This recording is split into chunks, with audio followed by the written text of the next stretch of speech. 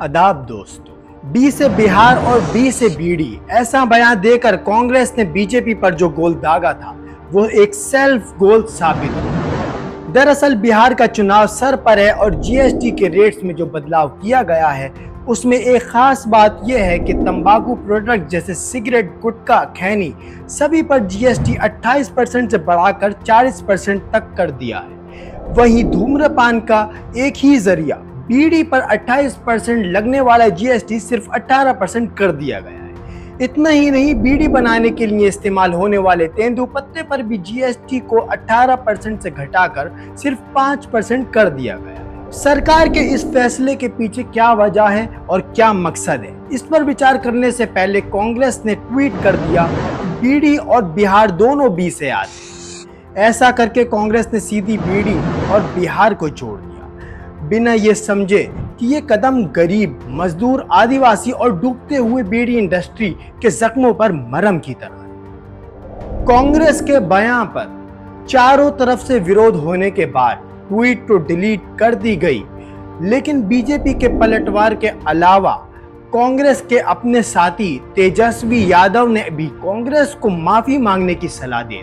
चलिए राजनीति छोड़कर समझते हैं कि बीड़ी पर जीएसटी रेट कम करने के पीछे पूरी कहानी क्या है। बीड़ी को भला कौन नहीं जानता। भारत का कल्चर ये मिट्टी, गांव, देहात, गलियों और चौक चौराहों में सदियों से बीड़ी पीने का रिवाज हमेशा रहा है। बीड़ी की सबसे खास बात यह है कि ये पूरी तरीके से इंडियन है और दुनिया भर में सिर्फ भारत ही एक ऐसी जगह है जहां बीड़ी के कारीगर हैं। इसका कच्चा माल यानी तेंदूपत्ता भी सिर्फ इंडिया में ही पैदा होता है। तेंदूपत्ते की खासियत यह है कि एक बार सूख जाने के बाद भी ये पत्ता सालों तक सेफ रखा जा सकता है और पानी में भिगोकर फिर से सॉफ्ट बनाया जा सकता है। फिर इसे मोड़कर बीड़ी बनाई जा सकती है।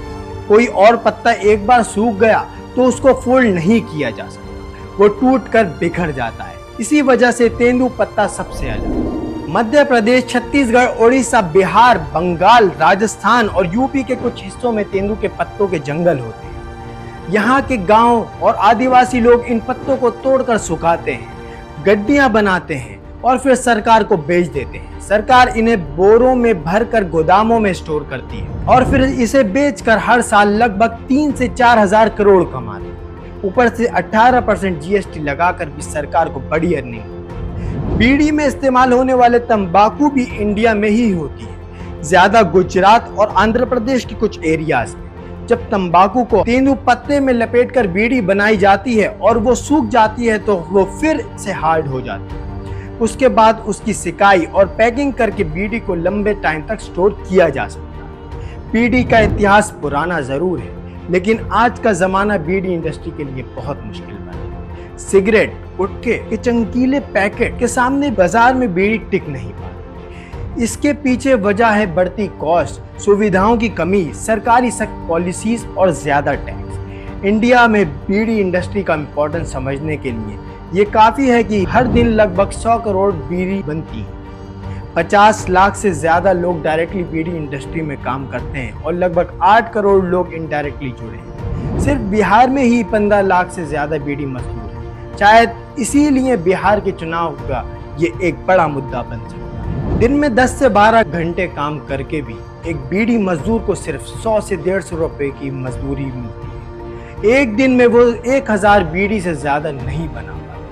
30 से 40 साल बीड़ी बनाने के बाद भी बीड़ी मजदूरी की हालात में कोई बड़ा बदलाव नहीं आया।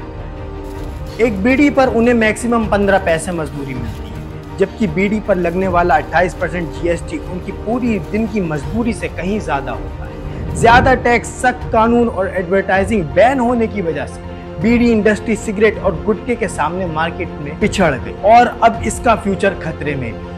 सरकार का ये कदम बीड़ी इंडस्ट्री के लिए एक नई उम्मीद की किरण।